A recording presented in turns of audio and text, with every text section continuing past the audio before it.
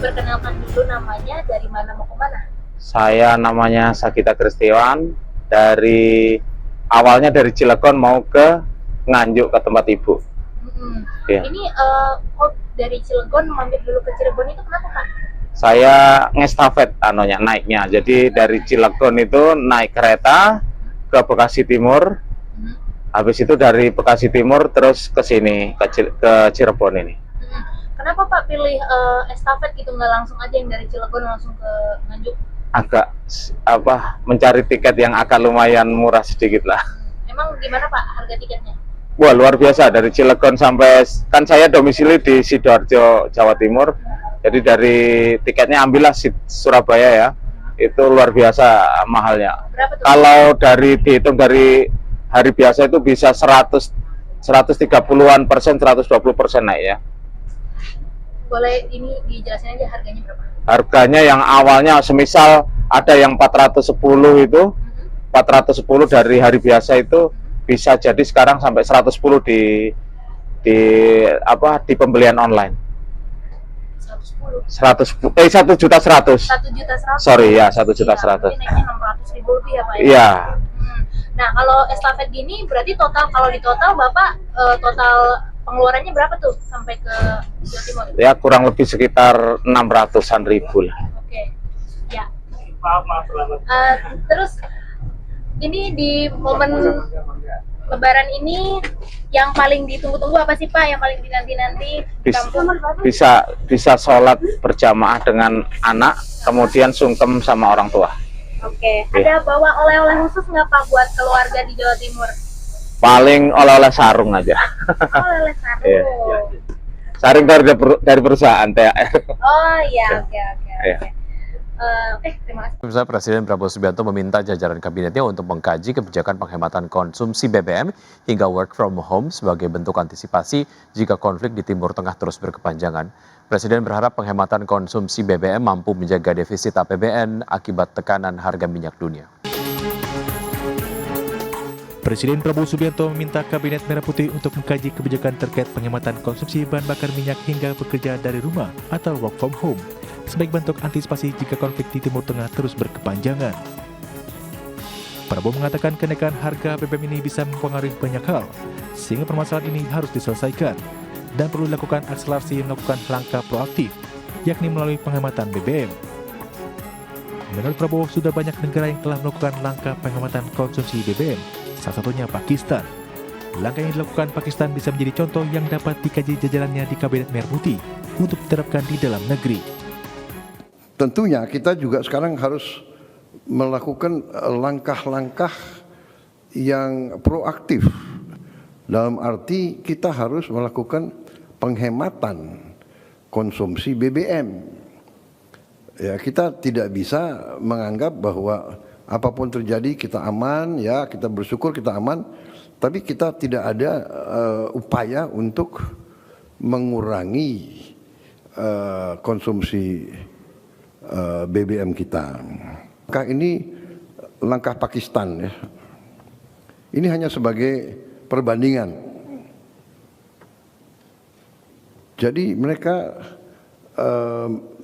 menganggap ini sudah kritis. Jadi dikatakan critical measures.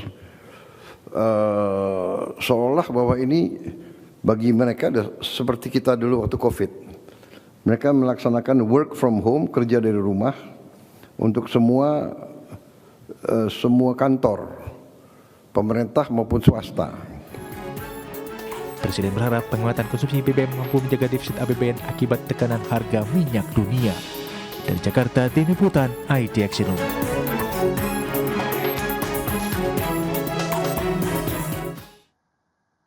Kadin Indonesia mengingatkan pelaku usaha untuk bersikap waspada terhadap eskalasi konflik yang berkepanjangan di Timur Tengah.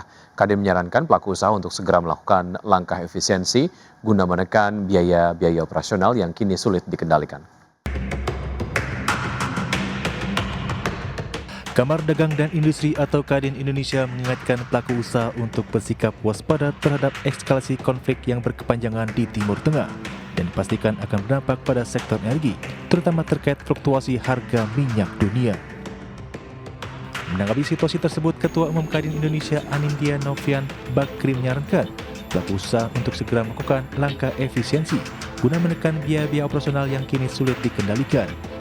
Tak hanya itu, Kadin juga berencana melakukan tinjauan ulang terkait outlook perekonomian dalam waktu dekat, mengingat gangguan geopolitik saat ini tidak bisa dianggap sebagai fenomena sesal. Kita mesti hitung baik-baik, tapi memang mau tidak mau di dunia usaha mesti melakukan efisiensi. Ya, karena tentunya ada biaya-biaya yang tidak bisa dikendalikan. Ya kan? Dan yang kedua, ya kita juga mesti berpikir bagaimana bekerjasama dengan pemerintah untuk memikirkan program-program prioritas mana yang kita mau dorong supaya efek putarnya itu cepat. Ya.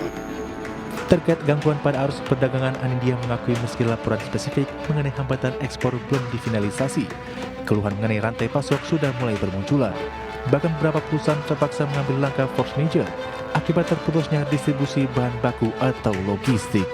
Dari Jakarta, Tim Liputan IDX Channel.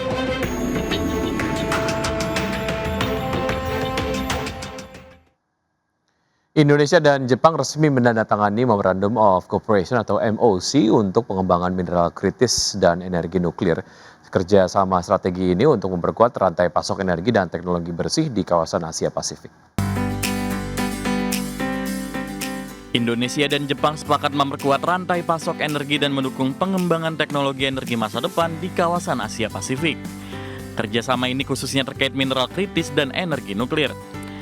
Hal ini ditandai dengan penandatanganan Memorandum of Cooperation atau MOC yang dilaksanakan dalam rangkaian Indo-Pacific Energy Security Ministerial and Business Forum di Tokyo, Jepang.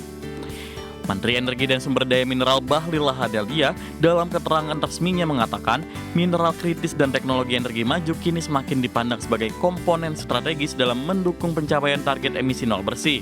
Selain itu, kerjasama ini diharapkan dapat memperkuat sistem energi yang lebih terintegrasi, tangguh, dan berkelanjutan. Untuk sektor mineral kritis, kerjasama ini diarahkan pada penguatan rantai pasok global agar lebih aman dan andal. Kolaborasi tersebut menurut Bahlil diharapkan dapat mendukung pengembangan teknologi energi bersih melalui pemanfaatan sumber daya mineral strategis yang dimiliki Indonesia. Sementara itu, kerjasama di bidang energi nuklir difokuskan pada pengembangan dan pemanfaatan teknologi dengan tetap mengedepankan standar keselamatan yang tinggi. Melalui kerjasama ini, Indonesia berpeluang memanfaatkan pengalaman dan teknologi Jepang dalam pengembangan solusi energi rendah karbon. Dalam menjaga ketahanan energi dan keberlanjutan pasokan, Indonesia berkomitmen mendorong upaya pengamanan cadangan energi secara strategis untuk mengantisipasi situasi geopolitik dan ketidakpastian global untuk setiap negara saling memperkuat kolaborasi. Dari Jakarta, IDX Channel. Informasi arus mudik, pemirsa, Menteri Perhubungan Budi Purwagandi memperkirakan pergerakan masyarakat pada Lebaran 2026 mencapai sekitar 143,91 juta orang. Dari sisi moda transportasi, mobil pribadi masih menjadi pilihan utama dengan 76,24 juta pemudik, disusul sepeda motor dan bus. Menteri Perhubungan Budi Purwagandi mengungkapkan pergerakan masyarakat pada Lebaran 2026 diperkirakan sekitar 143,91 juta orang. Jumlah itu setara dengan 50,6% penduduk Indonesia. Budi menyebutkan angka ini menurun sebesar 1,75% dibandingkan survei pada tahun 2025 sekitar 146 juta. Dari sisi moda transportasi, mobil pribadi masih menjadi pilihan utama dengan 76,24 juta pemudik, disusul sepeda motor dan bus. Adapun perakiran simpul transportasi terpadat pada Lebaran 2026 adalah Bandara Soekarno-Hatta, lintas pelabuhan penyeberangan Merak Bakahuni, dan stasiun Pasar Senen, serta terminal Pulau Gebang. Untuk mendukung kelancaran arus mudik, pemerintah telah menyiapkan berbagai moda transportasi. Secara nasional, mobil pribadi menjadi sarana utama pemudik dengan 76,24 juta orang, disusul oleh sepeda motor dan kendaraan bis. Berikut adalah perakiran simpul transportasi terpadat pada angkutan Lebaran 2026, yaitu Bandara Soekarno-Hatta, lintas pelabuhan penyeberangan Merak Bakahuni, dan stasiun Pasar Senen, serta terminal Pulau Gebang. Yang terdiri atas 31.000 unit bus, 840 kapal laut, 254 kapal penyeberangan, 372 pesawat udara, serta 3.687 unit sarana kereta api. Selain itu, pemerintah juga menyelenggarakan program mudik gratis. Dari Jakarta, Tim Liputan IDX Channel. Pemirsa, emiten beton PT Wijaya Karya Beton Tbk masih terus berupaya untuk menjaga kinerja tetap kokoh di sepanjang tahun 2026.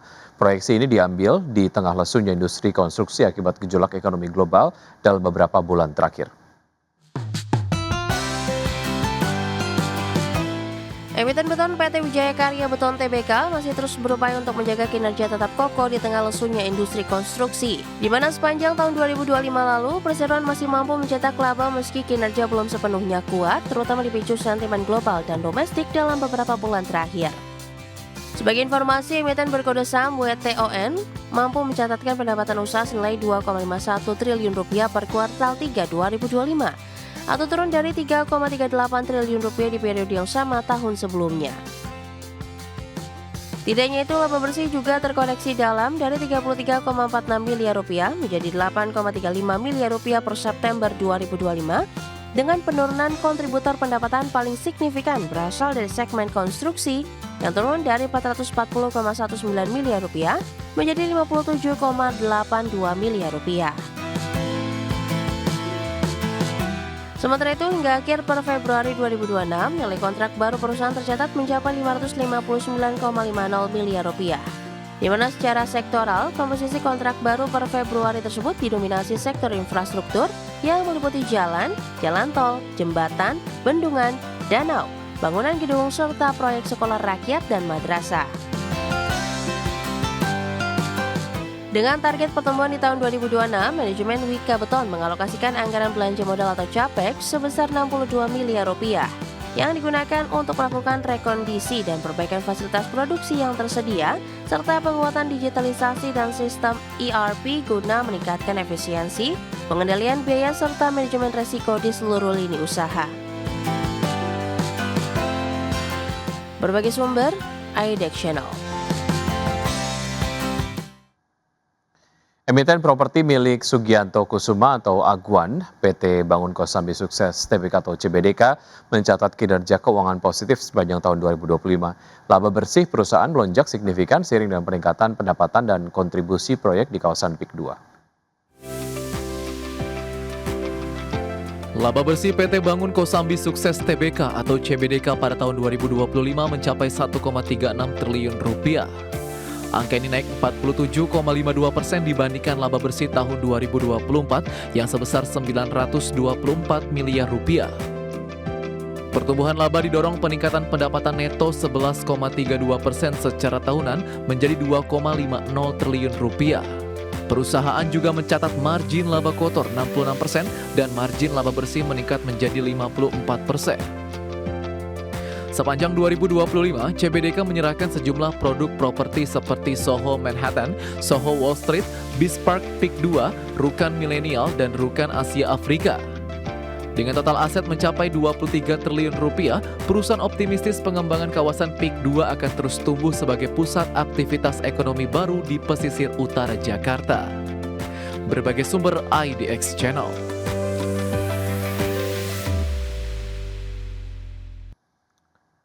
Ya, selanjutnya kinerja PT Summarecon Agung Tbk sepanjang tahun 2025 mengalami penurunan. Pendapatan perusahaan properti ini terkoreksi 2 digit dan laba bersih turun hampir setengahnya dibandingkan dengan tahun sebelumnya. PT Summarecon Agung Tbk membukukan pendapatan neto sebesar 8,76 triliun rupiah sepanjang 2025. Angka ini turun 17,47% dibandingkan pendapatan tahun 2024 yang mencapai 10,62 triliun rupiah. Sementara itu, laba bersih yang dapat didistribusikan kepada pemilik entitas induk tercatat 766,55 miliar rupiah. Angka tersebut menyusut 44,18% secara tahunan dari 1,37 triliun rupiah pada 2024. Laba per saham dasar juga turun menjadi Rp46,43 dari sebelumnya Rp83,19. Meski kinerja laba terkoreksi, total aset Summarecon Agung justru meningkat menjadi Rp38,34 triliun pada akhir 2025 dari Rp33,53 triliun pada tahun sebelumnya. Total liabilitas tercatat Rp22,33 triliun dan ekuitas Rp16 triliun. Sementara kas dan setara kas perusahaan mencapai Rp3,37 triliun di akhir Desember 2025. Berbagai sumber IDX Channel.